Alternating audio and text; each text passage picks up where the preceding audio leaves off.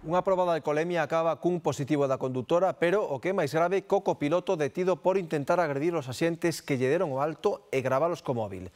Todo un espectáculo co que pretendía evitar que lle fixeran a proba a parella. Aconteceu en Pontevedra. Delatounos a maneira de conducir con manobras en xeito que de por si cheiraban alcohol.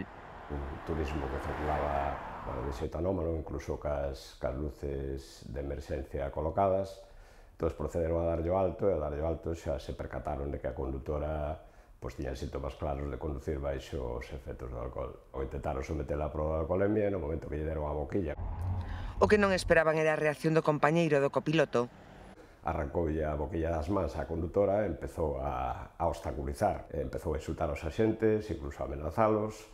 Ao salir do vehículo tratou de acometer a un dos axentes nun par de ocasións. Xa non houbo quen o parara. O home, un veciño de Valga duns 27 anos, baixou do coche fora de sí.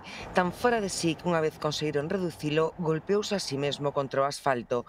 A violencia do individuo era tal que foi precisa asistencia sanitaria para apacigualo. Entre os nosos policías, o personal de seguridade, médicos e sanitarios, nun momento dado hasta 8 personas sujetando para que pudesen tratalo, porque non había maneira. Detrás, un cóctel explosivo. Cando hai un policonsumo de sustancias, interfiren unhas nas outras, provocan situacións así deste tipo, agresivas, de moitísima excitación e violentas. Tuvemos unha persona que estuvo por toda a ciudad, semidesnudo, completamente ebrio. Xusto o contrario da actitude da muller. A actitude da condutora foi pasiva, neste caso a taxa foi de 0,80 e algo. Unha cantidade de alcohol exagerada pero non excepcional. Un conductor dou un 31, unha taxa en sangue 5 veces superior ao permitido por lei, como para non ter sempre. O risco é altísimo, logo a sintomatoloxía, ao vir acompañada de unha deambulación completamente anormal, que non eres capaz de manterte firme.